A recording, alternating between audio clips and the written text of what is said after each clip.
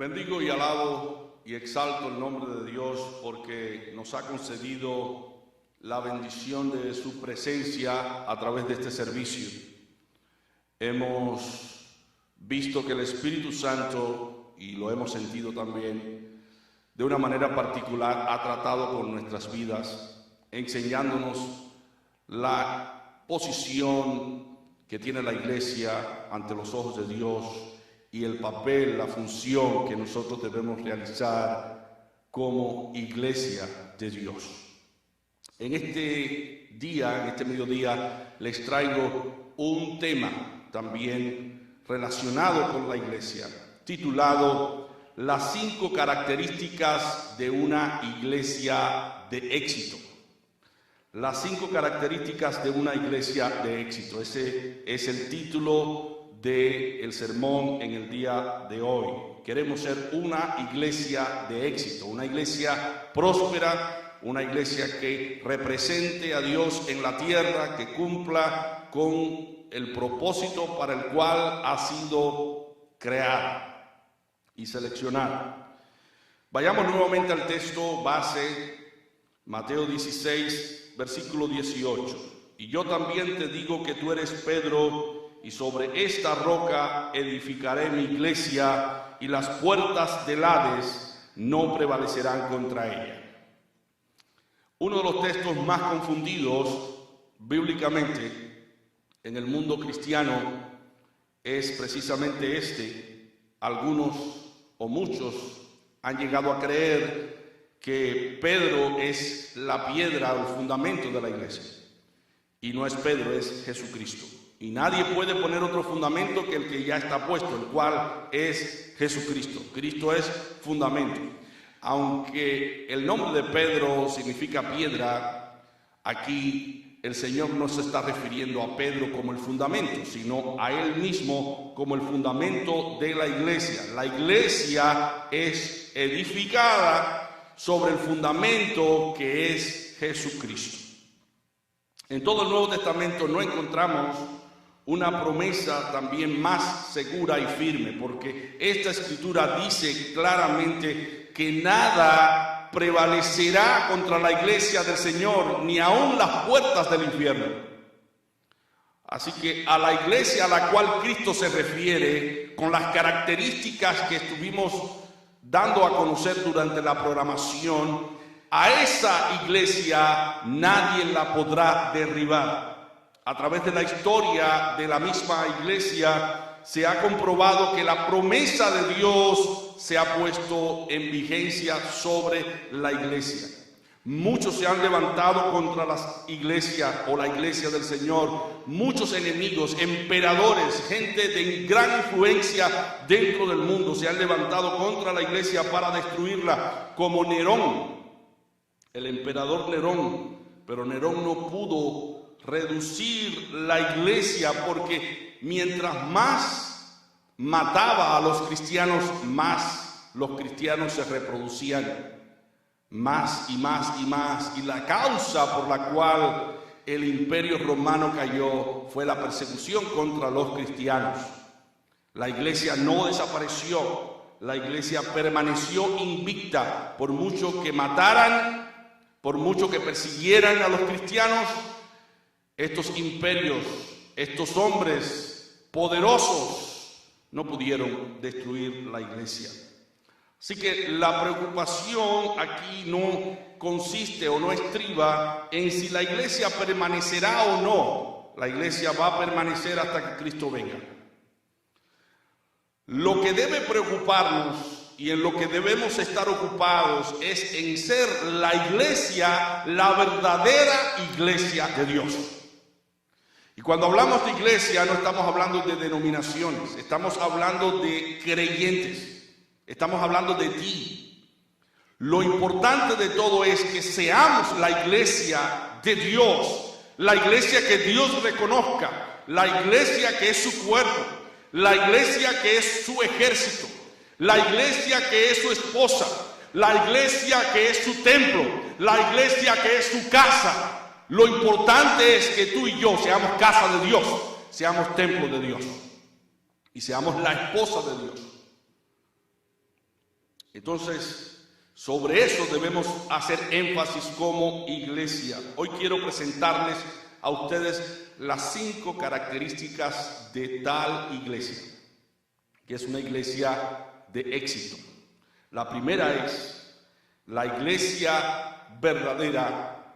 La iglesia de éxito es una iglesia centrada en la palabra de Dios, enfocada en la palabra de Dios, en escudriñar la palabra de Dios, en profundizar la palabra de Dios. No es una iglesia que ignora algún aspecto de la Biblia, sino es una iglesia que está empapada del conocimiento de Dios. Es una iglesia que crece en la gracia y en el conocimiento de Dios día con día. Es una iglesia que se refuerza. Es una iglesia que refuerza todo su poder con el conocimiento de la palabra de Dios. Entonces la iglesia de éxito tiene esa característica, cultiva la palabra de Dios, es decir, asimila los nutrientes de la palabra de Dios. Esta es una característica esencial de una iglesia de éxito. Una iglesia de éxito no se escandaliza porque el Espíritu Santo habla las cosas más difíciles y duras que no las puede entender el hombre natural. Una iglesia verdadera, una iglesia de éxito, asimila lo que Dios le dice a través de su palabra. Sea una palabra de exhortación, sea una palabra de consuelo, sea una palabra de reprensión. La iglesia siempre está abierta a escuchar la palabra de Dios. Señor, habla mi corazón.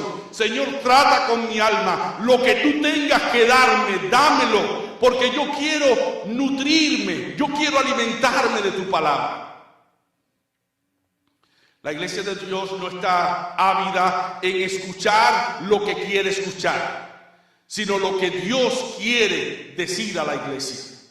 Eso es lo que nos debe interesar. Señor, yo no estoy aquí buscando mi preferencia. Si soy orgulloso, háblame acerca de mi orgullo. Si soy una persona descarriada, háblame de mi desvarío, háblame de lo que yo estoy haciendo en mi vida privada. Trata con mi alma, trata con mi vida. Si mis pensamientos no son tus pensamientos, ponme alineado a tu voluntad, que yo pueda entender lo que tú quieres que yo entienda a través de tu palabra, porque lo que me interesa es agradarte. Entonces la iglesia lee, estudia con vehemencia, con mucho ahínco, con mucho tesón la palabra de Dios. Como el minero cava la tierra buscando el metal precioso, así de esa manera el creyente está buscando los preceptos bíblicos. La Biblia está llena de promesas, la Biblia está llena de parábolas, llena de enseñanzas, llena de lecciones importantes. La Biblia está llena de reprensiones, la Biblia está llena de advertencias, la Biblia está llena de mandamientos y preceptos. Entonces yo debo estar interesado en todo lo que la Biblia dice, no una parte de ella. Dios nos manda a escudriñar las Sagradas Escrituras. Cada hombre y cada mujer debe escudriñar las Sagradas Escrituras. Como lo dice el Señor, escudriñad las Sagradas Escrituras, porque a vosotros os parece que en ellas tenéis la vida eterna, y ellas son las que dan testimonio de mí. Si queremos conocer más a nuestro Señor Jesucristo, debemos estudiar más la palabra de Dios. Si queremos parecernos más a lo que Cristo es, debemos leer la palabra. Cada hombre y cada mujer finalmente es el resultado, el fruto de lo que lee y lo que escucha. Es importante que nosotros seamos el fruto de la lectura de la palabra de Dios y de escuchar la palabra de Dios audible, hablar. Que Dios siga trabajando en nuestras vidas y la palabra de Dios sea el centro de nuestra atención, el centro de nuestra adoración. Nos pareceremos cada vez más a la palabra de Dios si la escuchamos con más dedicación, para que nuestro aprovechamiento sea de esta manera manifiesto a todos. Todo el mundo se va a dar cuenta que nuestro conocimiento de la palabra de Dios va creciendo, va aumentando en la medida en que nuestras actitudes se parecen más a los principios bíblicos. Mientras más cerca estemos de la Biblia, más cerca estaremos de Dios. Así que es importante que descubramos que esta es una característica clave de una iglesia de éxito, una iglesia que está centrada en la palabra de Dios. Dice el apóstol Santiago en el capítulo 1, versículo 21, por lo cual desechando toda inmundicia y abundancia de malicia. Primero, antes de leer la palabra de Dios, tenemos que orar. Señor, quita toda malicia, toda maldad, todo pecado, toda inmundicia, todo lo que me aleja de ti, quítalo, para yo poder leer y entender tu palabra y que esa palabra sea ingerida, sea comida, como dice Santiago. Por lo cual, desechando toda inmundicia y abundancia de malicia, recibid con mansedumbre la palabra implantada, la cual puede salvar vuestras almas. No con un carácter erguido, no con orgullo debemos leer la palabra de Dios. Debemos leerla con un espíritu de mansedumbre, de humildad, para que Dios siga sembrando en nosotros su palabra.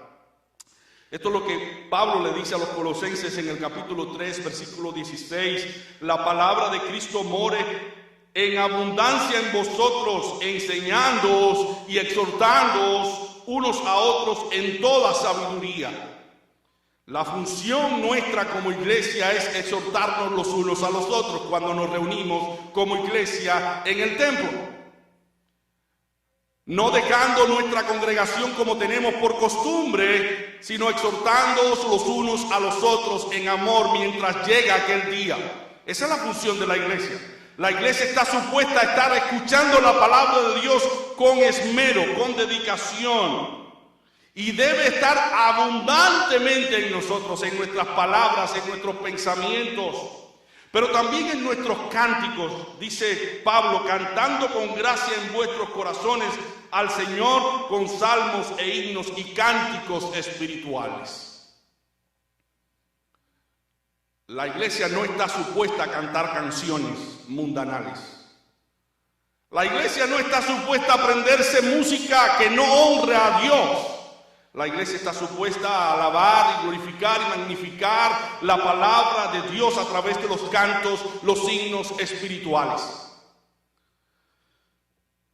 Entonces, una iglesia de éxito no canta ni se aprende canciones que dan gloria al sensualismo, sino escucha las canciones de alto contenido espiritual en su letra bíblica. Porque esas canciones nos van a enseñar principios, valores cristianos y nos va a ayudar a recordar características que son propias de los hijos de Dios.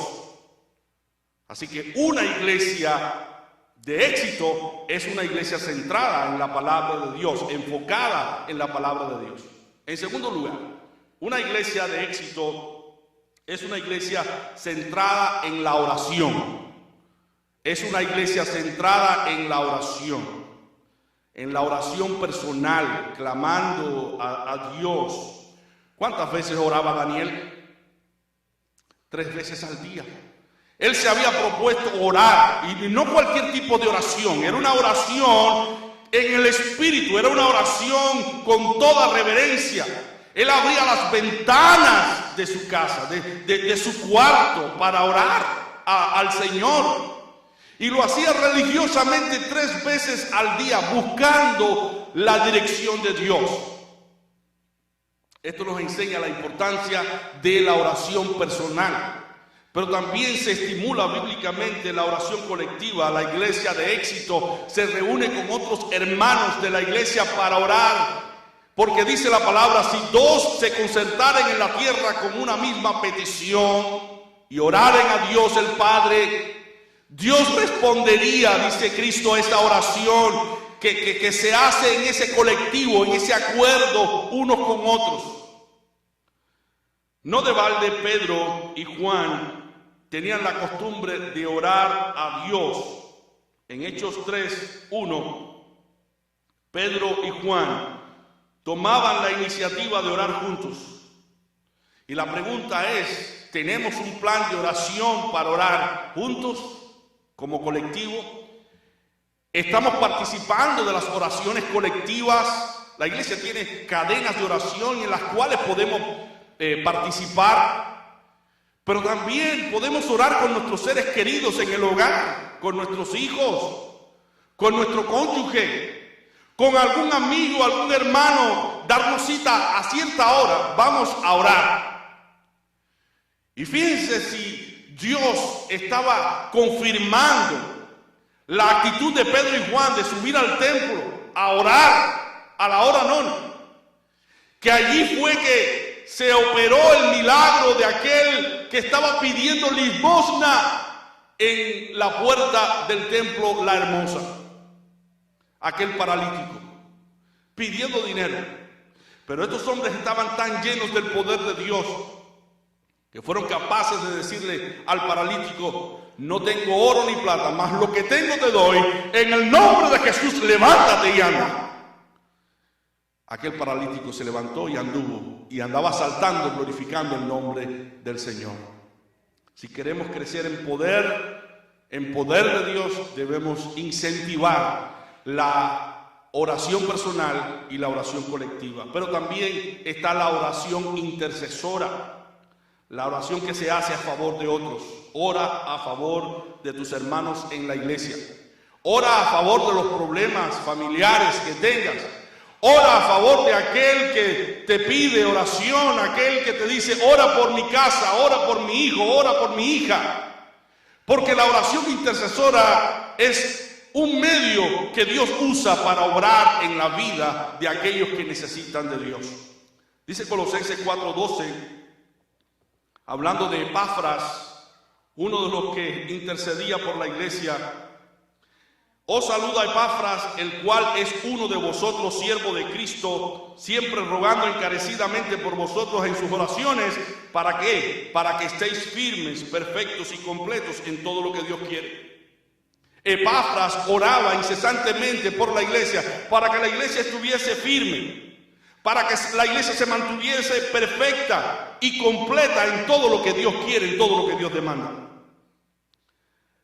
Pero también Pablo, una vez que nos da los recursos, las armas espirituales, y las describe, nos dice que debemos insertar un arma que es poderosa, que es la oración. Efesios 6, del 18 al 19. Orando en todo tiempo, con toda oración y súplica en el Espíritu, y velando en ello con toda perseverancia y súplica por todos los santos y por mí, a fin de que al abrir mi boca me sea dada palabra para dar a conocer con denuedo el misterio del Evangelio. Podemos ayudar a otros ministerios orando por ellos. Dice la Escritura que la oración del justo, obrando eficazmente, puede mucho. Así que no subestimemos la oración, no le demos poca importancia.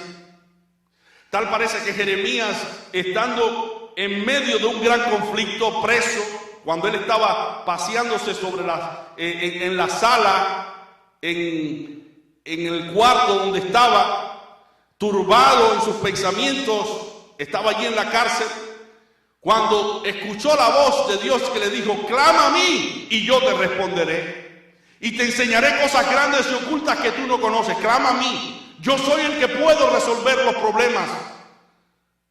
Yo soy el único que puede solucionar tu problema, tu situación. Clama a mí.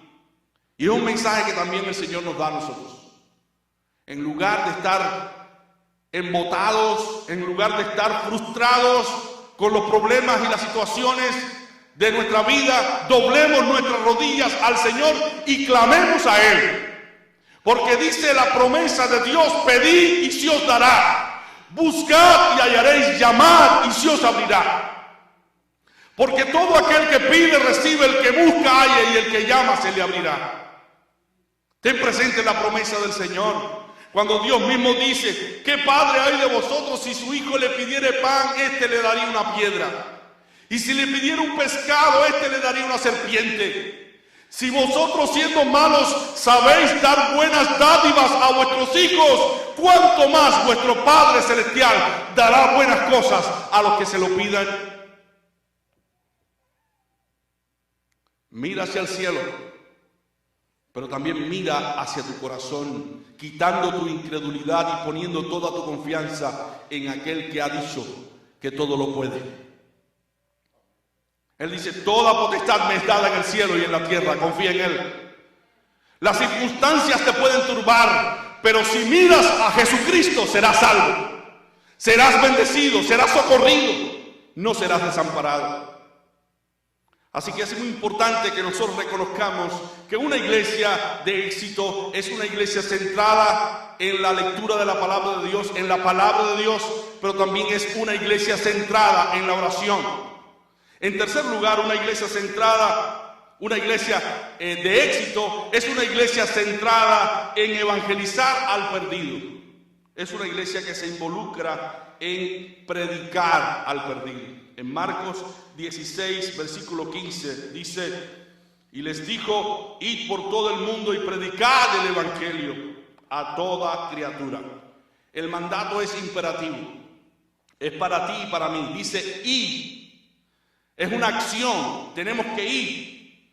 No podemos quedarnos pasivamente quedos, debemos ir. Es sacar tiempo para cumplir con la demanda de predicar. ¿A quiénes se le demanda ir? A nosotros como iglesia, a todos los creyentes. Los hombres no creerán en Dios a menos que haya alguien que les predique. Dice Romanos 10, versículo 14. ¿Cómo pues invocarán a aquel en el cual no han creído? ¿Y cómo creerán en aquel de quien no han oído? ¿Y cómo oirán sin haber quien les predique? O sea que el canal que Dios ha usado y usará a través de todos los tiempos será la predicación del Evangelio para salvar a los creyentes. Dice Romanos 1:16.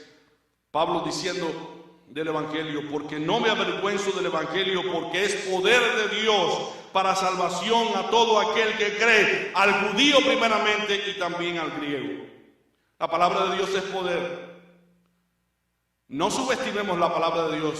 La única arma que puede disparar contra un muerto y darle vida es la palabra de Dios. Los hombres están muertos en sus pecados y delitos. Pero cuando tú abres la palabra de Dios y la usas adecuadamente, la predicas, esa palabra no vuelve a Dios vacía, sino que hace el trabajo para la cual fue enviada. De modo que nosotros tenemos que sentir la confianza necesaria para saber que al enseñar la palabra de Dios, el Espíritu Santo que opera a través de la palabra de Dios, operará en la vida de aquel que escucha y la transformará. Pero como iglesia tenemos que salir. El Evangelio es poder de Dios, pero tenemos que usarlo, predicándolo. Hay al menos 3 verdades centrales del Evangelio que debemos comunicar. La primera es que Cristo llevó sobre sí nuestros pecados. Muchas veces las personas llegan a la iglesia, llegan a los caminos del Señor, pensando que tienen que hacer algo para ganarse como un premio a la salvación. No, Dios vino en busca de pecadores, vino en busca de personas perdidas que necesitan ser encontradas, y tú y yo necesitamos reconocer que somos pecadores y que Cristo llevó sobre sí nuestros pecados en la cruz. ¿Para qué? Para llevar sobre el peso en su cuerpo la ira, la justa ira de Dios por causa de tu pecado y mi pecado. Así que Él pagó el precio. Nosotros le dimos a Jesucristo nuestros pecados y Él nos dio su justicia gratuitamente por la fe. Por eso dice Pablo en Romanos, justificados pues por la fe tenemos paz para con Dios. Gratuitamente fuimos justificados por medio de la fe, de manera que ese acto salvífico Cristo lo satisfizo pagando la deuda que nosotros teníamos con la ley de Dios. Él fue castigado por nosotros, tomó nuestro lugar, pagó todos nuestros pecados, presentes, pasados y futuros, para que en la cruz del Calvario nosotros fuésemos justificados en su sangre, para que fuésemos justicia de Dios en él. Eso es lo que Pablo dice en 2 Corintios 5:21. Al que no conoció pecado, por nosotros lo hizo pecado. ¿Quién lo hizo pecado? El Padre. Para que nosotros fuésemos hechos justicia de Dios en él. Solo Dios puede hacer eso. Solo Dios puede salvar y declarar justo al culpable y al impío que cree. Por eso el Evangelio es poder de Dios, porque salva a aquel que no puede salvarse a sí mismo. Salva a aquel por los méritos y los privilegios de otra persona, no por los méritos y privilegios personales. La segunda verdad que debemos enseñar acerca del Evangelio es que la justificación de Dios es tan poderosa que no nos justifica solamente, no nos declara justos solamente, sino que también nos santifica. Es decir, que obra en nosotros la santificación. Dice Romanos 5, versículo 9. Pues mucho más estando ya justificados en su sangre, por él seremos salvos de la ira. Es una verdad gloriosa. Seremos salvos de la ira por la justificación. Sin embargo, Dios nos santifica también. Aparte de justificarnos, nos santifica. Dice Hebreos 10, del 10 al 14.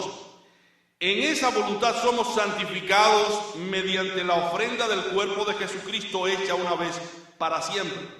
Y ciertamente todo sacerdote está día tras día ministrando y ofreciendo muchas veces los mismos sacrificios que nunca pueden quitar los pecados. Pero Cristo, habiendo ofrecido una vez para siempre un solo sacrificio por los pecados, se ha sentado a la diestra de Dios. De ahí en adelante, esperando hasta que sus enemigos sean puestos por estrado de sus pies. Y el versículo 14 es el que corrobora la idea de que hemos sido, o el concepto de que hemos sido santificados. Porque con una sola ofrenda hizo perfectos para siempre a los santificados. Es decir, que aquel que nos justifica y que obra en nosotros seguirá llevando la obra necesaria para que nosotros sigamos creciendo y logremos la perfección y la santificación. El que nos justifica también nos santifica. Y esto es una verdad que tenemos que enseñar. No nos santificamos a nosotros mismos. Necesitamos el poder de Dios. Que el poder de Dios nos santifique. Exponernos a la palabra de Dios, exponer nuestro corazón, exponer nuestras vidas y decirle al Señor: heme aquí, obra en mí, quita todo lo que yo no puedo quitar, levanta lo que yo no puedo levantar, edifica lo que yo no puedo edificar. Pon, Señor, en mí lo que yo no puedo poner, y Dios lo pondrá. Aquel que empezó la buena obra en nosotros la concluirá para gloria y honra de su nombre. Así que este es el segundo concepto que debemos enseñar. La obra es de Dios, la salvación es de Dios, y Dios obrará y completará la obra que Él ha comenzado en ti por la fe. Créelo por la fe y será hecho en el nombre del Señor. La tercera verdad poderosa que debemos predicar cuando evangelizamos es que somos salvos por pura gracia. ¿De qué somos salvos? Del dominio del pecado, de la esclavitud del pecado para servir al Dios vivo y a la justicia. Esa obra no la podemos realizar nosotros, es una obra de Dios, y por eso es por gracia, porque Dios es el que lo hace en nosotros. A pesar de que Dios es el que lo hace, Dios ha querido que tú y yo participemos en el proceso de santificación, pero finalmente la gloria es para Dios, porque Dios es el que pone los medios, es el que pone el deseo y la capacidad para lograr aquello que nos propongamos. Dice Romanos 6:22: mas ahora que habéis sido libertados del pecado y hechos siervos de Dios, es decir, que dos obras tienen que operarse la libertad del pecado y el convertirnos en siervos de Dios. Dice, ahora que hemos sido libertados del pecado, ¿quién nos libertó? Cristo Jesús. Y nos ha hecho siervos de Dios. ¿Quién nos hizo siervos de Dios? Cristo Jesús, por gracia. Ahora tenemos como fruto la santificación y como final la vida eterna. No podemos jamás servir a Dios, hermanos, sin haber sido libertados primero del dominio del pecado y sus obras, pero no podemos gloriarnos por la potestad que hemos recibido o por la libertad que hemos recibido del pecado, porque todo ha venido de Dios, todo lo hemos recibido de parte de Dios. Por eso dice Efesios 2, del 8 al 10, porque por gracia sois salvos por medio de la fe, y esto no de vosotros, pues es don de Dios, no por obras para que nadie se gloríe. No somos salvos por nuestras obras, sino por las obras de Cristo. Y esto Dios lo ha hecho para que nadie se gloríe. Por eso dice el versículo 10, porque somos hechuras suyas, creados en Cristo. No hay gloria personal. Fuimos creados, fuimos hechos una nueva criatura en Cristo Jesús. Las cosas viejas pasaron, y aquí todas son hechas nuevas. ¿Quién hizo la nueva creación? Cristo Jesús. Porque somos hechuras suyas, creados en Cristo Jesús para buenas obras, las cuales Dios preparó de antemano para que anduviésemos en ellas. O sea que Dios nos salva por gracia, pero también nos da la capacidad para nosotros obrar y para dar los frutos que Dios pide de cada uno de nosotros. Ahora la pregunta es, ¿hemos sido creados tú y yo en Cristo Jesús? De modo que podemos decir que ya no estamos esclavos del pecado, que ya no estamos atados a vicios, que ya no estamos adictos a cosas que nos llevan al pecado vez tras vez. Si necesitas una nueva creación, ven a Cristo Jesús. Él es el único que puede cambiar tu alma, el único que puede cambiar tu vida. Ven a Cristo, dile, Señor, yo no puedo. Señor, me declaro delante de ti insuficiente. Necesito que tu gracia me cubra, necesito que me transformes por completo. Y el Señor lo va a hacer. El Señor lo va a hacer. Él es un Dios de promesa. En cuarto lugar, para ser una iglesia de éxito, tenemos que ser una iglesia centrada en discipular al convertido. ¿Cómo es eso? Discipular al convertido, sí, al creyente que se convierte. Tenemos que dedicarle tiempo para discipularlo. Una vez que predicamos el Evangelio, debemos seguir instruyendo a aquel que viene y se convierte al Señor para que conozca la voluntad de Dios. Porque dice la palabra de Dios que debemos crecer en la gracia y en el conocimiento de nuestro Señor Jesucristo. No solamente en la gracia, sino en el conocimiento. Dice 2 de Pedro 3:18, antes bien, creced en la gracia y en el conocimiento de nuestro Señor y Salvador Jesucristo. A Él sea gloria, ahora y hasta el día de la eternidad. Amén. Tenemos que crecer en el conocimiento para no caer en las fallas, en los defectos que caen las personas que no tienen a Dios.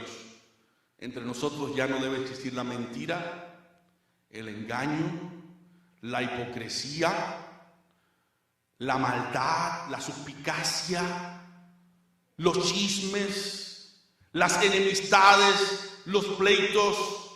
Por eso necesitamos seguir creciendo en el conocimiento de Dios, para que Dios nos haga más mansos, más humildes, para que el orgullo sea destruido de nuestras vidas, para que hagamos caminos rectos, para que todo lo torcido en tu vida y en mi vida sea enderezado por el Espíritu Santo de Dios.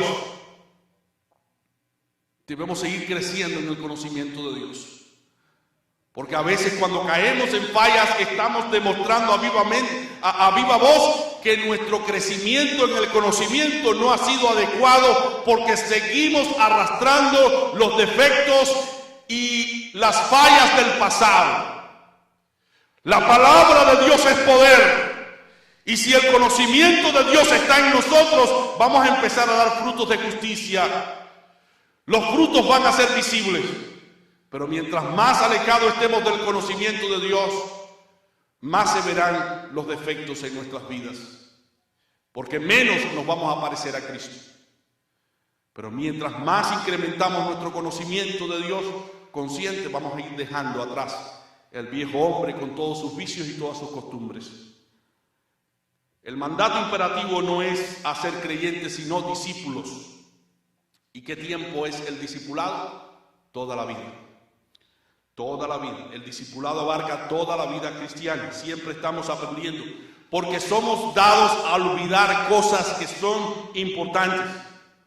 Por eso dice Mateo 28 del 19 al 20, por tanto, id y haced discípulos a todas las naciones, bautizándolos en el nombre del Padre y del Hijo y del Espíritu Santo. Y luego, ¿qué es lo que debemos hacer? Enseñándoles que guarden todas las cosas que os he mandado, y he aquí yo estoy con vosotros todos los días hasta el fin del mundo.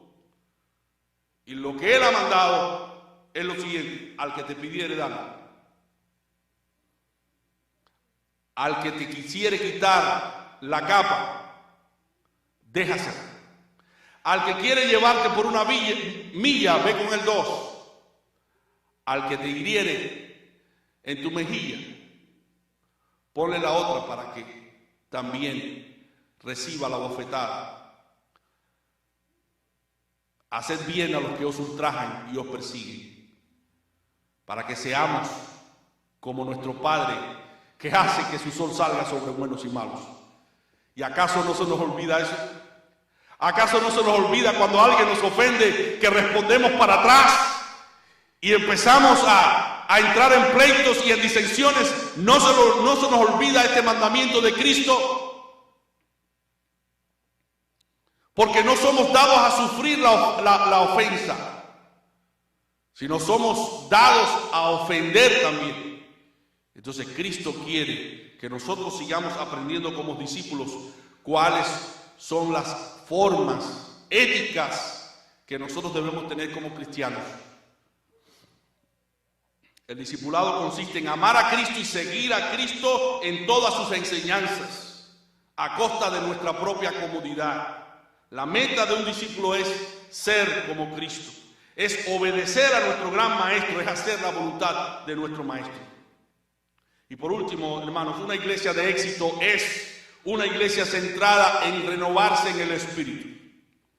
Tenemos que renovarnos en el Espíritu. Si hay cosas envejecidas en nuestras vidas, cosas que se han deteriorado en nuestras vidas, como el servicio, como el entregarnos a favor del prójimo, como ayudarnos unos a otros, como venir a la iglesia, como orar, leer la palabra de Dios, tenemos que renovarnos. El Espíritu Santo debe obrar en nosotros para hacernos hacer lo que debemos hacer o lo que hemos dejado de hacer para que nuestra vida sea una vida saludable. Hay áreas en tu vida y en mi vida que necesitan renovación, que necesitan cambios. Nuestras fuerzas deben ser renovadas, nuestro servicio a Cristo y a la iglesia debe ser renovada, nuestra energía debe ser renovada, porque muchas veces estamos cansados de hacer el bien. Tú y yo nos podemos cansar de hacer el bien, y dice la Escritura: no os canséis de hacer el bien, porque a su tiempo segaremos si no desmayamos. Quizás te has cansado de hacer lo bueno y lo correcto, te has cansado de soportar. Y ahora el Señor está renovando tus fuerzas. Quizás necesitas renovar tu potencialidad para dar testimonio de la verdad, porque no estás testificando de Cristo en tu hogar, en tu familia.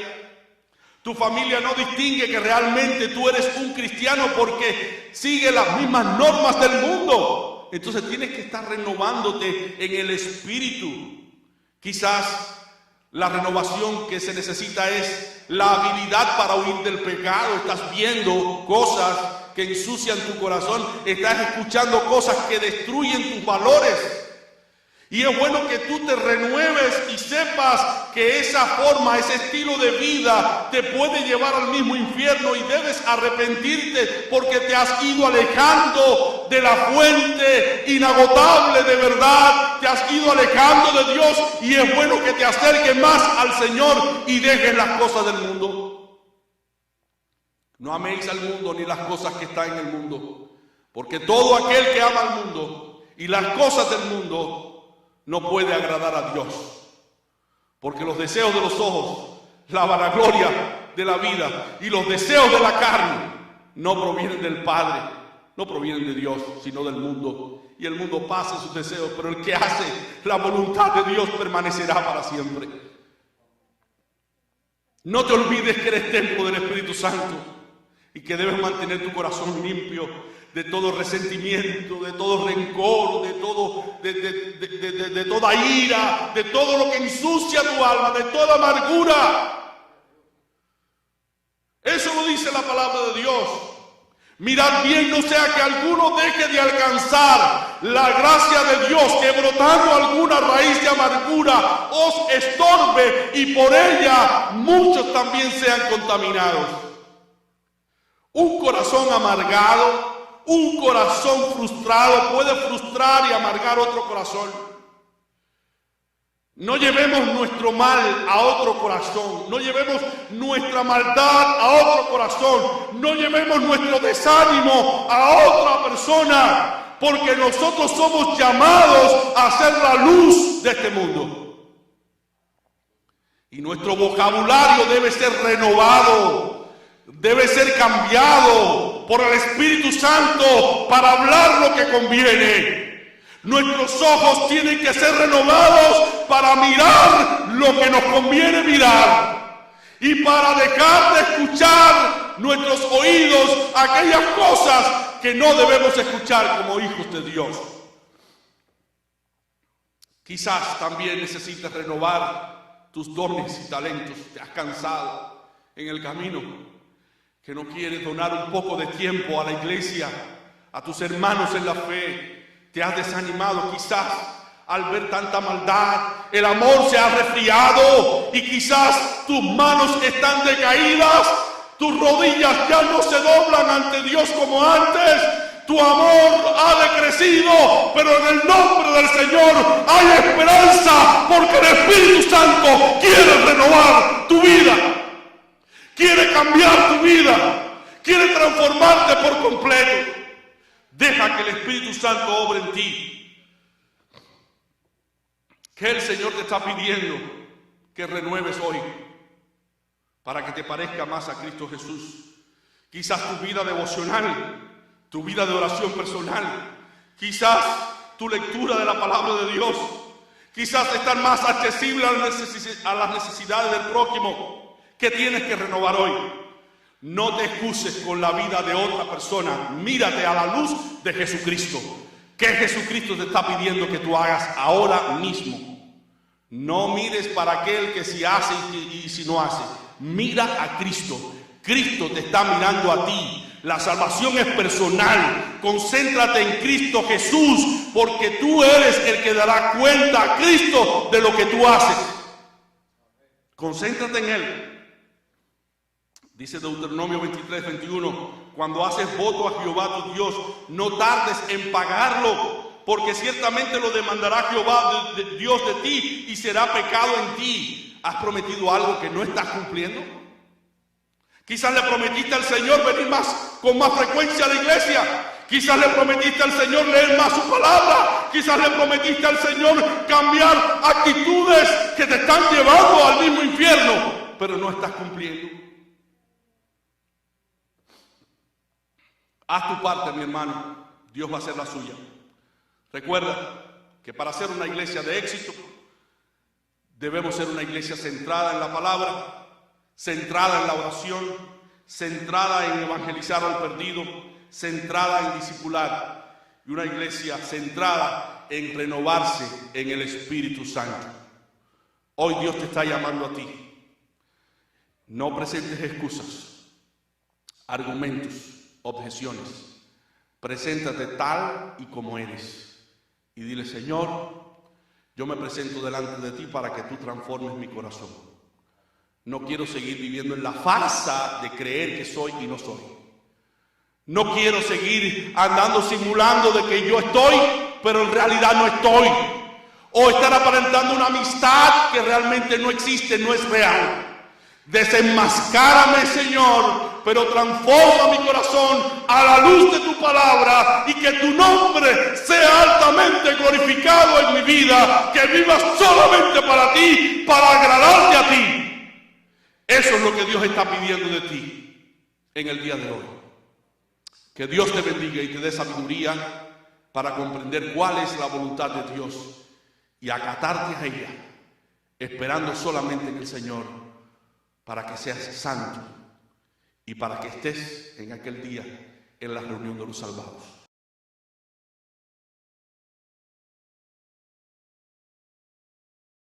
Señor del cielo y de la tierra, te damos gracias por las bendiciones que aquí hemos recibido. Gracias por tu palabra que ha sido predicada. Esperamos que no vuelva a ti vacía. Que cada uno de nosotros, Señor, que ya te hemos conocido, nos comprometamos a avanzar un poco más, acercarnos más a ti y dejar todo lo que nos estorba, todo lo que interrumpe nuestra comunión contigo. Oh Señor, ilumínanos a través de tu palabra y que quede descubierta todas las maldades de nuestros corazones y podamos darnos cuenta que necesitamos cambiar y que necesitamos acercarnos más a ti de entero corazón.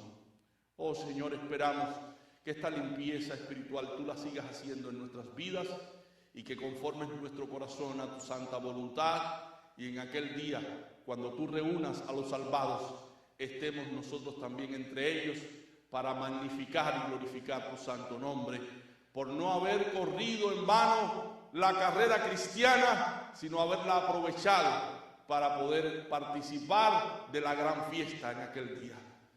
Ayuda a tu iglesia, Señor, según las necesidades de cada cual. Yo no conozco a ciencia cierta los problemas, las dificultades de mis hermanos, pero tu Espíritu Santo sí lo conoce, de tal manera que Él nos ha hablado en esta mañana, Señor, en este mediodía, y cada uno de nosotros llevará su parte y escuchará tu palabra. Gracias, Padre, por todo lo que haces en nuestras vidas. A ti la honra y a ti la gloria. Todo te lo pedimos, Padre, en el nombre de Cristo Jesús. Y ahora te rogamos que tu mucho amor, la gracia y la paz de nuestro Señor y Salvador Jesucristo, la compañía y comunión del Espíritu Santo, el Consolador, sean con todos sus hijos, ahora y siempre. Amén.